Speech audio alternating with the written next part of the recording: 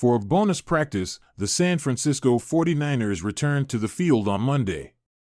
The Niners general manager John Lynch announced last week that the team would open Christian McCaffrey's practice window. However, this injury occurred in the final 2023 game. McCaffrey left the game early in Week 17 against the Washington Commanders because of a calf injury. "We think he'll be all right," Kyle Shanahan said after the game. "He might not have been able to go next week. I have no idea."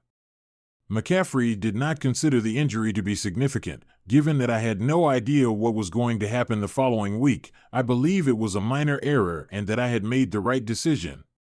I wasn't just going in there to make it worse. You can't be dumb about certain things."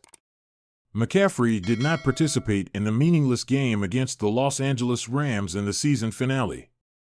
You would have no idea that CMC had a calf injury from how he played in the playoffs.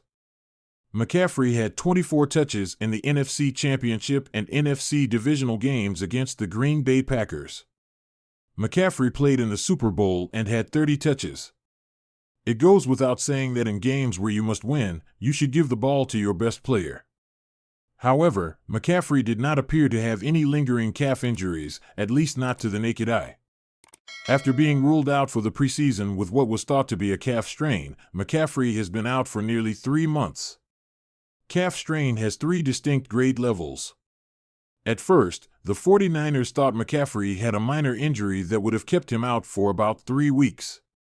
This explains why, when McCaffrey's injury was revealed on August 6, it was only anticipated that he would miss the month of August.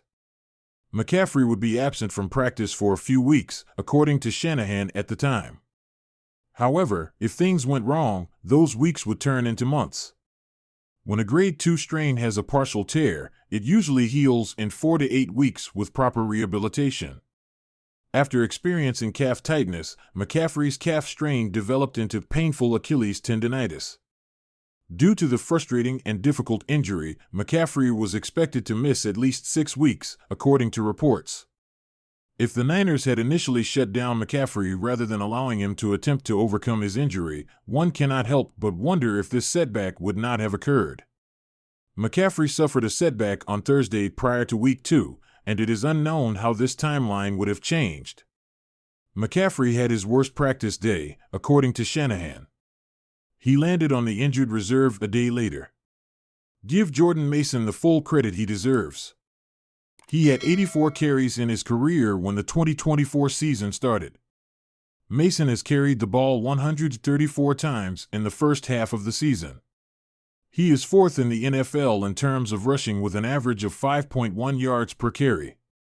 Mason suffered as a result of that burden. Due to an AC sprain in his left shoulder, he missed weeks 6 and 8 early. Mason attempted to play despite both injuries, but the discomfort was too much for him to bear. Isaac Guerendo, a rookie, made the most of his chances.